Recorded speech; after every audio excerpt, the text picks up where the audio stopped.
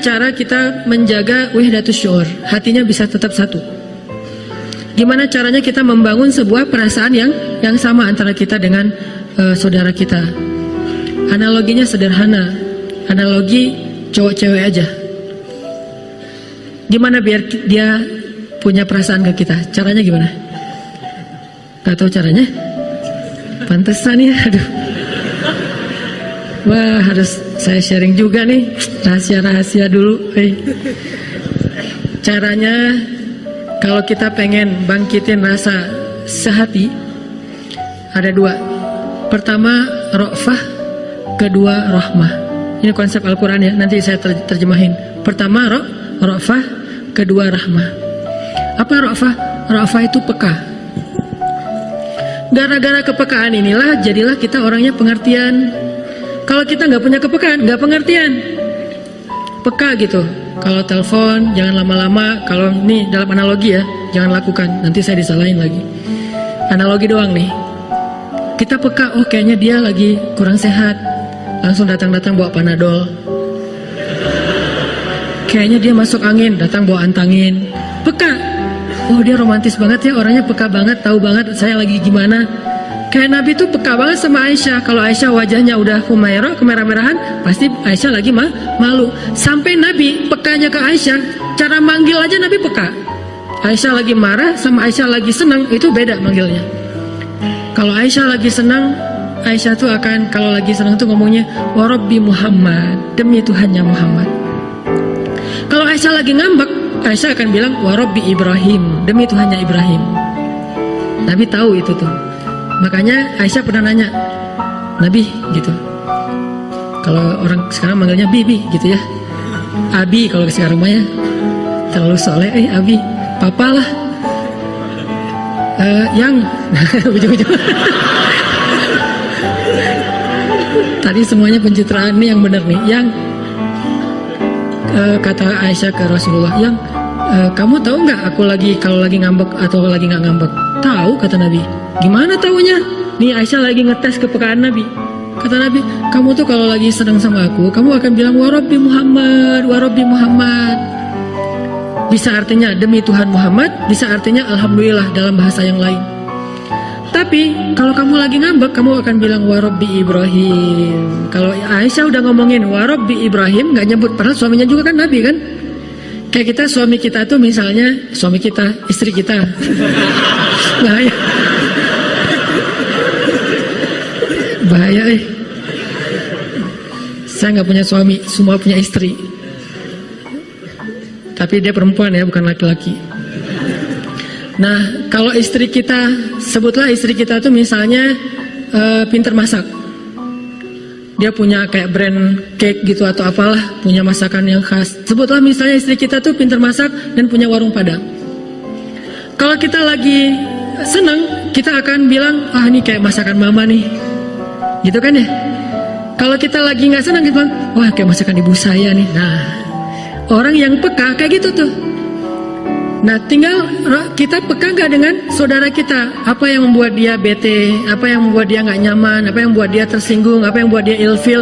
Kepekaan, empati yang tinggi itulah yang menjaga persaudaraan. Sehingga ketika kita ngomong, ketika kita komen, ketika kita bertindak, ketika kita ngelakuin sesuatu, selalu berpikir dengan angle perasaan orang lain.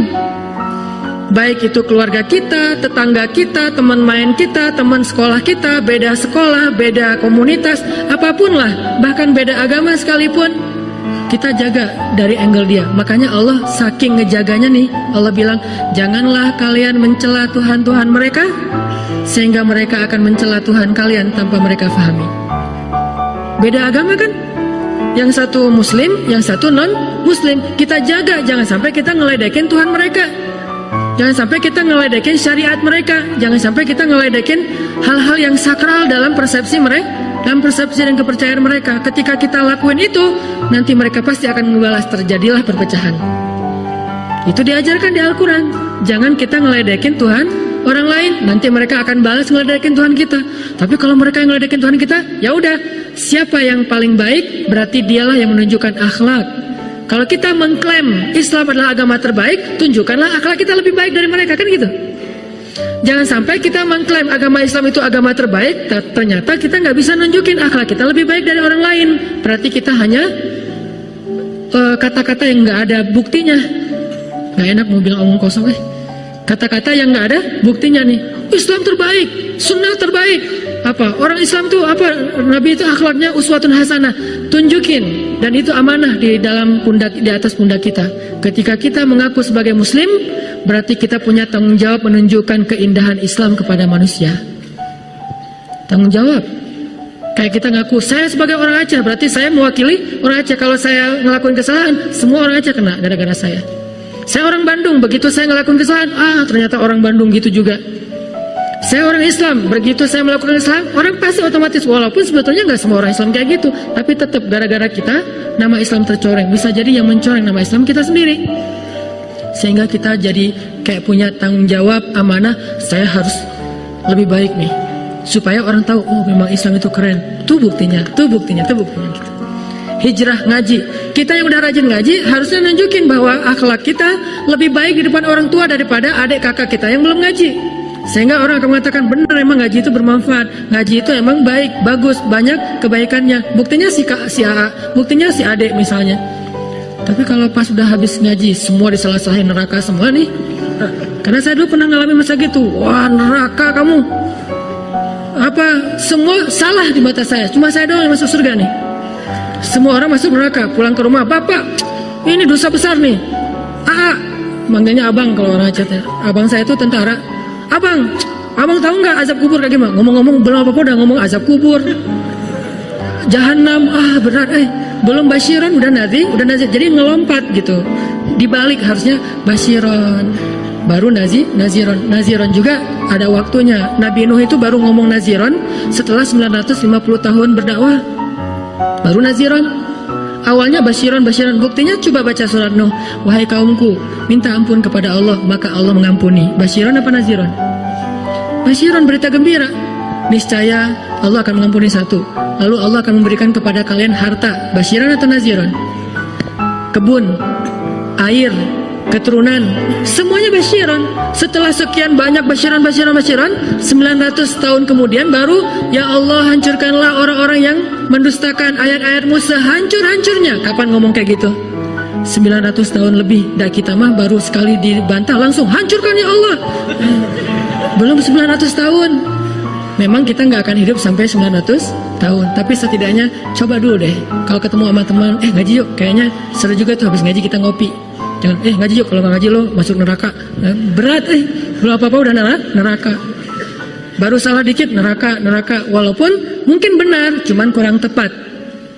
Sehingga benar dan tepatnya harus jaga perasaan orang lain. Makanya Nabi itu ngejaga banget perasaan orang. Ra'fah bil mu'minina raufun rahim. Itu sifat Nabi. Orang yang sangat ra'fah, jaga perasaan.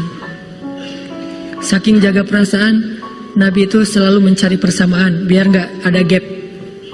Ketemu dengan para penggembala ternak, Nabi ngomongin, tidaklah Allah mengutus seorang Nabi kecuali pasti pernah menggembala ternak. Oh gitu ya Nabi? Ya kalau gitu profesi penggembala ternak keren dong, keren. Coba cari persamaan kan? Terus ngomong lagi, ketemu sama orang miskin yang makan roti keras, namanya qadid. Rotinya keras, kalau mau dimakan dicelupin dulu ke air, rendam, baru bisa dimakan.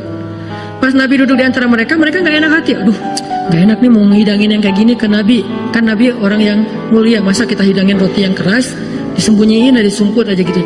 Akhirnya kata Nabi, saya itu anak seorang perempuan yang biasa makan qadid. Oh gitu ya Nabi, yaudah yuk kita makan bareng. Makan bareng. Jadi terbiasa makan qadid. Dari ibunya juga ditunjukin. Ketemu dengan orang miskin, ya Allah, hidupkan saya sebagai orang miskin. Matikan saya sebagai orang miskin. Bangkitkan saya bersama orang miskin. Tapi jujur ya doanya, kadang-kadang kita kayak basa-basi gitu, ternyata terjadi. Ya Allah kok gitu banget sih. Basa-basi doanya. Kalau Nabi mah jujur, emang siap dengan konsekuensi doa itu. Saya kira doa itu kayaknya satu-satunya doa Nabi yang susah diamalkan. Ada yang pernah ngamalin? Dan saya juga yang ceramah nggak berani. Paling doa, ya Allah, rezeki yang halal, yang tayyib, yang berlimpah. Nggak ada berani. Ya Allah, hidupkan saya sebagai orang miskin. Malam, sepertiga malam, lagi hujan, lagi baper berat. Coba doain itu kalau berani. satu-satunya doa yang kita berharap gak dikabulkan ya Allah jangan dikabulkan, cuma basa-basi doang misalnya, itu bahaya. Ketemu orang miskin, Nabi ngomong kayak gitu. Ketemu sama orang kaya, Nabi akan bicara tentang sebaik-baik pekerjaan adalah berdagang. Coba. Jadi semua orang itu jadi happy gitu kalau ketemu Nabi. Ada aja pembicaraan yang sama mereka. Walaupun kadang-kadang Nabi kayak iseng gitu, nggak godain doang, tapi tetap dibesarkan hatinya dan motivasi. Nabi, kata seorang nenek-nenek, Nabi kan udah pernah ke surga, ngelihat saya nggak di surga?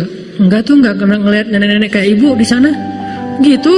Sebelum dia nangis, daripada dia antar nangis unfollow kan, wah jangan deh. Langsung Nabi bilang, karena ibu nanti di surga akan muda lagi. Oh Nabi selfie. Dicari sesuatu yang selalu bikin orang happy. Duduk sama Ali makan. Ali kan gitu ya, mau godain Nabi dibalas. Ini menunjukkan zakat cerdasnya Nabi itu. Makan, tulang-tulangnya ditaruh di tempat Nabi semuanya. Kayak makan ayam gitu atau ikan, pokoknya tulangnya ditaruh tempat Nabi. Pas sudah selesai makan, Ali bilang, Nabi makannya paling banyak tuh, tulangnya numpuk, kata Ali. Kata Nabi, Ali tulang-tulangnya juga dihabisin. Wah, lebih ngeri daripada Nabi. Nabi tulangnya masih disisain, Ali tulangnya dihabisin. Oh iya, coba. Ali itu terkenal sahabat cerdas loh, tapi masih kalah cerdas sama Nabi. Tapi kan ledek-ledekan ya, jadi kita sama teman supaya akrab bisa kayak gitu, selama tidak sara, nggak terlalu ke pribadi, jangan pakai kata-kata J lah, kasihan ya. Udah aja, statusnya titik-titik gitu doang, nggak usah sampai jelas gitu teh. Menjaga perasaan. Saya jaga banget perasaan kalau di caption tuh. Makanya teman-teman kalau yang memperhatikan, caption saya tuh berganti dalam hitungan menit. Posting, aduh, kayaknya ada yang salah ngomong nih, langsung ganti caption. Kenapa? Takut ada yang tersinggung, takut ada yang... Ini namanya ra'fah, menjaga jangan sampai menyinggung orang lain. Bukan labil itu teh, dikit sih.